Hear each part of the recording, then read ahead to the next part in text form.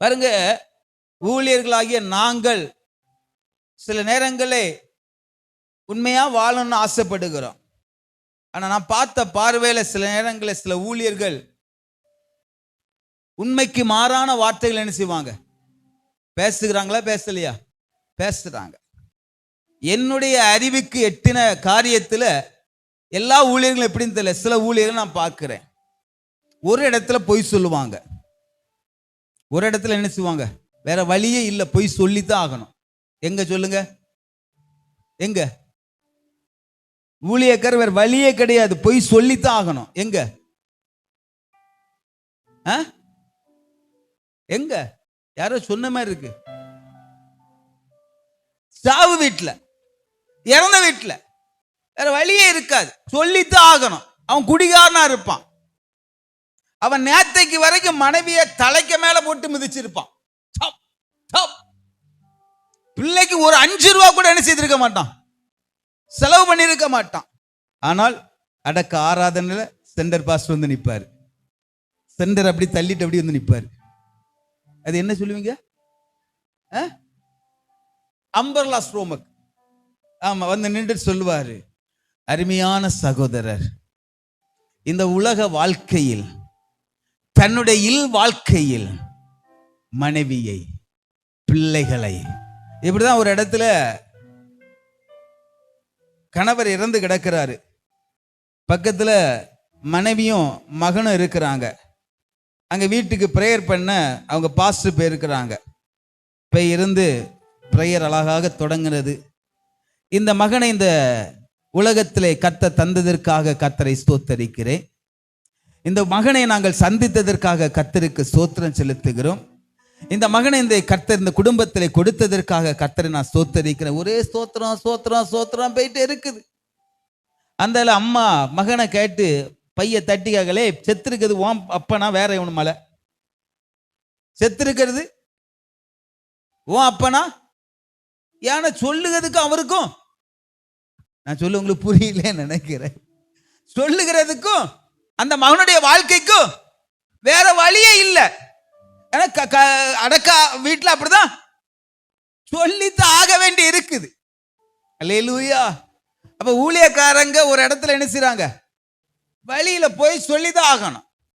இன்னும் சில ஊழியக்காரங்க 2 விஷயத்துல போய் சொல்லுவாங்க. ஹலோ, 2 விஷயத்துல கண்ணை மூடி போய் சொல்லுவாங்க.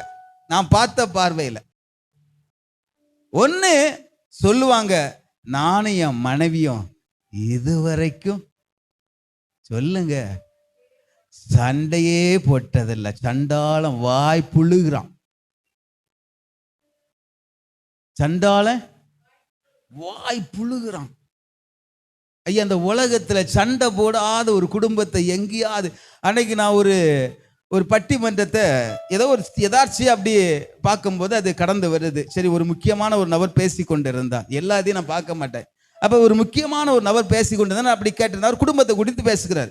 அப்ப குடும்பத்தை குறித்து பேசும்போது, ஐயா நம்ம பரிசுத்தவான்கள் இல்ல, அங்க இருக்கிறதெல்லாம் யாரு யாரு பெரிய பெரிய தொழிலதிபர்கள், ஏதோ ஒரு குடும்பம், உலகத்தை தேவனை அறியாத ஒரு பெரிய கூட்டத்தில் அந்த மனுஷன் நின்று பேசிட்டு இருக்காரு. குடும்பத்துக்காக பேசிட்டு இருக்கும்போது அவர் ஒரு வார்த்தையை கேட்கிறார், இந்த இத்தனை 1000 ஜனங்கள்ல கூடி இருக்கிறீங்களா, இதுல யாராவது ஏதாவது ஒரு குடும்பத்துல சண்டையே வரலன்னு சொல்றவங்க ஒருத்தர் கையை தூக்குங்க. ஒருத்தன் கூட தூக்கல, ஒருத்தன் கூட தூக்கல. ஆனா இது ஒரு ஊழியர் மீட்டிங், அதுல நின்று பாஸ்டர் கேட்பாரு. ஏன்னா அவர் முதலே சொல்லுவார், நான் இதுவரைக்கும் நானும் என் மனைவியும் சண்டையே போட்டதில்லை. இப்ப கேட்பாரு, இங்க யார் இதுவரைக்கும் சண்டை, எல்லாரும் கையை தூக்குவான். ஏன்னா அவரு தூக்கிட்டார, நம்ம தூக்கட்டா என்ன நினைப்பாரு பாருங்க. நமக்கு அருமையான இந்த உலகத்துல ஒரு முக்கியமான ஒரு நபர் திருவள்ளுவர். யாருக்கு எத்தனை பேருக்கு தெரியும் திருவள்ளுவர்? என்ன எல்லாம் ஒருத்தரும் தெரியாத போல இருக்கிறீங்க. திருவள்ளுவருக்கு மனைவி பேர் என்னது? அது தெரியாது போய். மனைவி பேர் என்னது? திருவள்ளுவர் மனைவி பேர் என்னது? காமாட்சியா, மீனாட்சியா? யாருக்கும் தெரியலையா? நான் இதை சொல்லணும்னு வரலன்னா அதை எழுதி வச்சுட்டா வந்திருப்பேன். பாருங்க, அந்த சம்பவம் ஞாபகம் ஒரு நாள் சொல்றேன். பாருங்க, ஒருக்கா திருவள்ளுவர் வந்து வெளியே போயிட்டு இது சம்பவம் தெரியாத உங்களுக்கு? வரும்போது அந்த அந்த அவருடைய மனைவி என்ன செய்துட்டு இருப்பாங்க? தண்ணி ஏமா இதெல்லாம் உங்களுக்கு நீங்க படிக்கலையா? உங்களுக்கு சொல்லி தரலையோ? தண்ணி அணைச்சிட்டு இருப்பாங்க. இப்ப அவரு வாசுகி நினைக்க, வாசுகி தானே, வாசுகி வந்துட்டு அவரு நடையில வந்துட்டு அம்மா வாசுகின்னு கூப்பிட்ட உடனே இந்த கைப்பிடியை விட்டுட்டு போயிட்டாங்க. இப்ப அது எங்க செய்யுது? அது அப்படியே நிக்குது. இப்ப எல்லாரும் சொல்லுவாங்க, எப்பா திருவள்ளுவரும் மனைவி அவ்வளவு உலகத்துல வந்து சண்டை இல்லாத குடும்பத்தை இங்க அப்படி யாரும் இருக்கீங்களா? நானும் என் மனைவியும் இதுவரைக்கும் சண்டையே போட்டதில்லை. புழுகிறது, அப்படிதானே? புழுகிறது. இன்னொரு விஷயத்திலும் போய் சொல்லுவாங்க, பார்த்திருக்கீங்களா? ஒரு இடத்துல போய் சொல்லுவாங்க, எங்க அடக்க ஆராதனையில. ரெண்டு விஷயத்துல போய் சொல்லுவாங்க. சிலப்ப நானும் இப்படிப்பட்ட சூழ்நிலைக்கு தள்ள போறப்போன்னா தெரியல. அதனாலதான் இப்பவே பேசி வச்சிருக்கிறேன். எனக்காவது இதை பார்க்கும்போது எனக்கு மண்டையில ஏறும்ல. அல்லேலூயா. ஒன்னு என்ன சொல்லுவாங்க, நாங்க இதுவரைக்கும். அப்ப ரெண்டு எது? அது ரெண்டு என்ன தெரியுமா? என் பார்வையில் என்ன தெரியுமா? லூசுகள் சண்டை என்ன செய்யாது, போடாது. இன்னொரு இடத்துல போய் சொல்லுவாங்க, என்ன சொல்லுவாங்க தெரியுமாங்க? நாங்க இதுவரைக்கும் சொல்லுங்க கடன் வாங்கினதே இல்லை. அது புழுத்த போய் பாருங்க. இந்த உலகத்துல ஐயா அப்படி வாழ முடியுமா? ஐயா கடன் வாங்காம வாழ முடியுமா?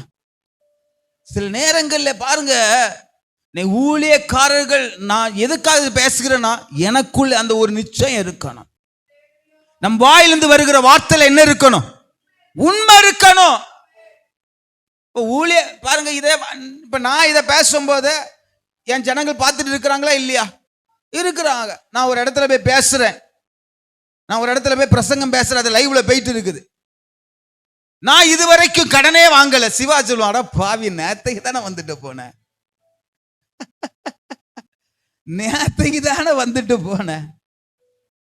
நான் இதுவரைக்கும் நானும் என் மனைவி சண்டை போட்டதே இல்லை. என் மயம் லைவ்ல பார்த்துட்டு இருப்பான், நான் பேச்சு பேசுறான் பாரு, என் கண்ணு முன்னாடி என் அம்மாவை ஓட்டி என்ன அடி அடிச்சான். ஐயோ, நான் பிராக்டிக்கலா பேசுறேன், உண்மைதானே? அப்ப என் மூலமாக ஏதோ ஒரு விஷயத்துல நான் உண்மையானவன் போல நான் வெளிப்படுத்துகிறேன். ஆனா அதுல ஆண்டவர் எதிர்பார்க்கிற உண்மை இல்லை. இல்லை. இது எதுக்காக சொல்லிடு? அப்ப இது எங்களுக்கு மட்டும் இல்ல, இதை கேட்கிற உங்கள் வாழ்க்கையிலும் அது பிரதிபலிக்க வேண்டும். இதை தேவ சமூகத்திலே ஆராதிக்கிற தேவ பிள்ளைடைய வாழ்க்கையிலும் இது பிரதிபலிக்க வேண்டும். என் மூலமாக, என் வாழ்க்கை மூலமாக, என் பேச்சு மூலமாக அதில் தேவன் எதிர்பார்க்கிற உண்மை வெளிப்பட வேண்டும். அல்லேலூயா சொல்லுமே, அல்லேலூயா சொல்லுமே. எத்தனை பேர் எதிர்பார்க்கிறீங்க? கொஞ்சம் கஷ்டம் தாங்க, நான் இல்லைன்னு சொல்ல, நான் லகு நான் சொல்லவே இல்லை. இது லகுவான வாழ்க்கை நான் சொல்லவே இல்லை, அது தவறு, கஷ்டம்தான். ஆனா கர்த்தர் எவ்வளவாக நமக்காக கஷ்டப்பட்டார், கடைசி சொட்டு ரத்தத்தை நமக்காக எவ்வளவாய் சிந்தினார். அவருக்காக கொஞ்சம் கஷ்டப்படுவோமே. அது சாதாரண ஒரு வாழ்க்கை அல்ல. கணவன் மனைவி சண்டை போடாம வாழ்வது சாதாரண ஒரு வாழ்க்கை அல்ல. கடன் வாங்காம வாழ்வது சாதாரண ஒரு வாழ்க்கை அல்ல. ஆனாலும் அதில் உண்மை இருக்கிறதா? என்ன தெரியுமா, சிலருக்கு வந்து மற்றவங்க என்ன நினைப்பாங்க, ஏன்னா நான் வெள்ளையும் போட்டு இருக்கிறேன், நான் எல்லாம் கலத்து இருக்கிறேன், அதனால கொஞ்சம் அவங்க முன்னாடி நான் கொஞ்சம் பரிசுத்தவன் மாதிரி கொஞ்சம் நடிக்காண்டாமா? ஐயா, இன்னைக்கு கொஞ்சம் ஆண்டவர் வித்தியாசமா போயிட்டு இருக்காருங்க, எனக்கு தெரியாது. நீங்க எதிர்பார்க்கிற மாதிரி இன்னைக்கு ஆண்டவர் பேசலாம், எனக்கு தெரியுது. ஆனா ஆண்டவருக்கு ஒரு நிச்சயம் இருக்கிறது, உங்க இருதயத்தில் ஒரு மாற்றம் வரணும். அல்லேலூயா சொல்லுமே. அதாவது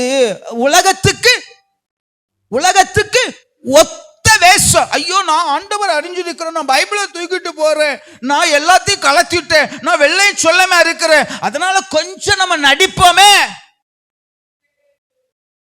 சர்ச்சைக்கு போகும்போது 4 பேர் சேர்ந்து போவாங்க, பார்க்கும்போது எப்பா என்ன ஒரு தேவ பிரசன்னம், நானும் என் வீட்டாரும் மோவென்றால். ஆமா, பிரசன்னம் அப்படி போகும்போது பாடிதான் போறோம், உள்ளேயும் பாடிதான் போறோம், உள்ளேயும் பாடுறோம், வெளியே வரும்போது பாடுறோம். வீட்டுக்கு போகும்போது 4 ரூமுக்கு போறோம். வீட்டுக்கு போனோம்னா அப்ப வெளியே நான் சொல்ல உங்களுக்கு புரியலன்னு நினைக்க, நீங்க அப்படி இல்லைன்னு எனக்கு தெரியும். நீங்க அப்படி இல்லை, அதனால நான் கொடுத்து வைத்தவன். அல்லேலூயா சொல்லுமே. அப்படி இருக்க கூடாது என்பதற்காக பேசுகிறேன். ஆண்டவர் தான் நம்ம பார்க்கணுங்க. உலகம் நம்மளை பார்த்து நமக்கு சர்டிபிகேட் கொடுக்க வேண்டிய அவசியம் இல்லை. உண்மையை உண்மையா இருக்கணும். உள்ளதை உள்ளதென்று சொல்லு. அது மிஞ்சினது பாவம், தீமை. நடிக்காதீங்க. இந்த வசனத்தை எல்லாம் கொஞ்சம் படிக்கும் போது கொஞ்சம் யோசிங்க. உண்மையுள்ள மனுஷன் பரிபூர்ண ஆசீர்வாதத்தை பெறுவான் என்றால், ஏன்னா இன்னும் பரிபூர்ணமான ஆசீர்வாதத்தை பெறவில்லைன்னா தேவன் எதிர்பார்க்கிற உண்மை என்னிடத்தில் இல்லை.